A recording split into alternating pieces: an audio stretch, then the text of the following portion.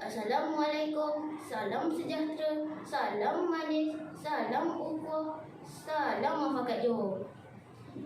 Lebah bukan sebarang lebah, lebah bersarang di pohon mempelang. Sembah bukan sembarang sembah, sembah sebagai calon anugerah nilam. Apa khabar semua? Adakah anda sedang membaca hari ini? Jangan lupa membaca, kerana mencari ilmu sangat dituntut. Seperti kata Imam Syafi'i, barang siapa belum pernah merasakan pahitnya menuntut ilmu walau sesaat, ia akan menelan hinanya kebodohan sepanjang hidupnya. Maka, untuk mendapat kemudahan dunia, tuntutlah ilmu dengan membaca. Pengawas PSS diukir nama, suka membaca pelbagai buku. Hamba Mia Zara Zahira empunya nama, datang dari SK TTP Lendu.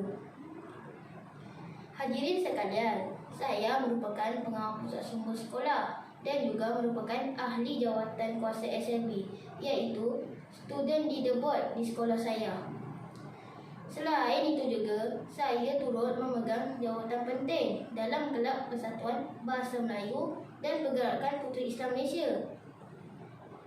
Bagi penyampaian dalam bidang kurikulum, pada tahun 2021, saya telah menyertai pertandingan syair di peringkat daerah Kota Tinggi secara dalam talian dengan memenangi tempat ketiga.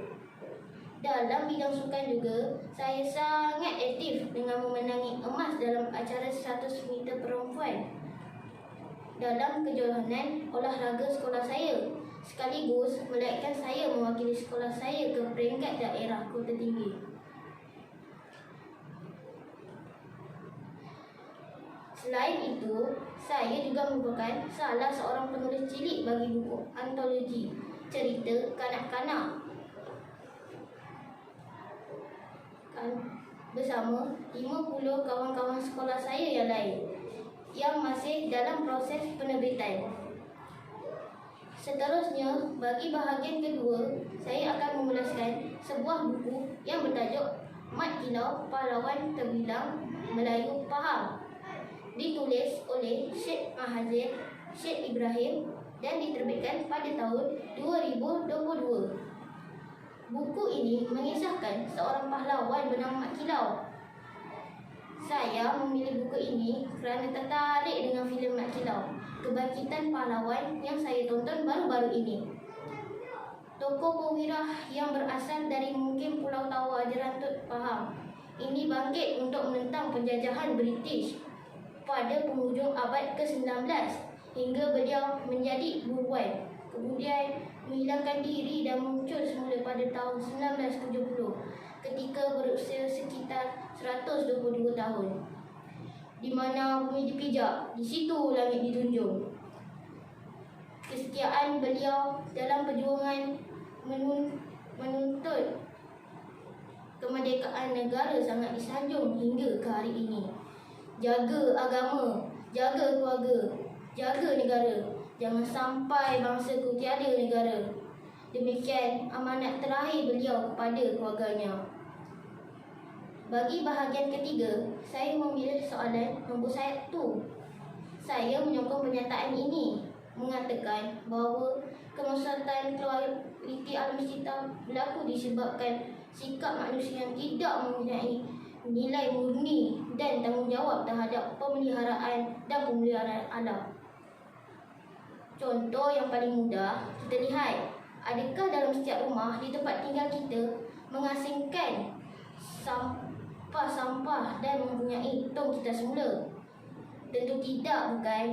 Oleh itu, pengurusan sisa pepejal yang tidak terkawal dan terurus ini bukan sahaja menyebabkan lambakan sampah yang busuk, tetapi menyebabkan pencemaran udara dan akan banyak kawasan pelupusan sampah yang akan dibuka. Ini akan mengganggu ekosistem kehidupan flora dan fauna yang ada. Menurut Dr. Mahathir, dalam sambutan Hari Bumi pada tahun 2019, Malaysia tidak akan mencapai status negara maju sekiranya alam sekitar musnah. Contoh lainnya, kita lihat berapa buah kenderaan yang ada bagi sesebuah rumah. Setiap individu dalam rumah akan menaiki kenderaan yang berbeza. Tidak salah menggunakan kenderaan, tetapi apabila terlalu banyak kenderaan di atas jalan raya, maka semakin banyaklah gas monoksida, nitrous oksida, hidrokarbon dan habuk-habuk terhasil. Keadaan ini akan menyebabkan berlakunya pemanasan global akibat daripada penyusutan lapisan ozon yang melindungi bumi daripada terus cahaya matahari.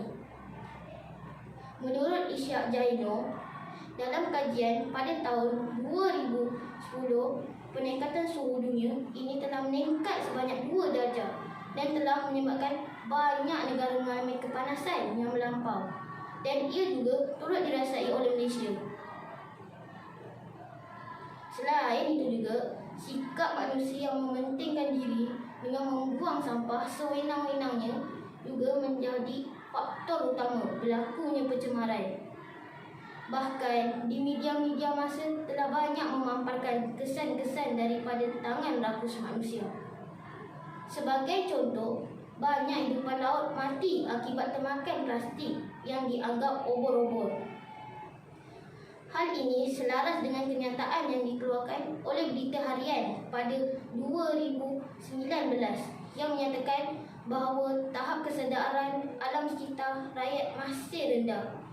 Ini dibuktikan apabila kita dapat lihat seseorang individu tanpa segan silu mencampak sampah keluar kereta yang dipandu dengan andaian akan ada pihak yang mengambil peranan membersih dan menguruskan sampah sarap itu. Justru, apakah pendekatan yang boleh digunakan untuk meningkatkan kesedaran yang membawa pada tindakan untuk memelihara alam sekitar kita? Satu daripadanya menuntut kepada revolusi pemikiran alam sekitar. Program transformasi mindah yang dilakukan SW Corp misalnya dengan mengenengahkan idea pembasiran yang dilakukan masyarakat Malaysia yang menyebabkan kerugian jutaan ringgit dijadikan perkara utama dalam membentuk dan mengubah pemikiran terhadap kepentingan penjagaan alam sekitar ini. Sesungguhnya bangsa membaca, bangsa berjaya. Sekian, terima kasih.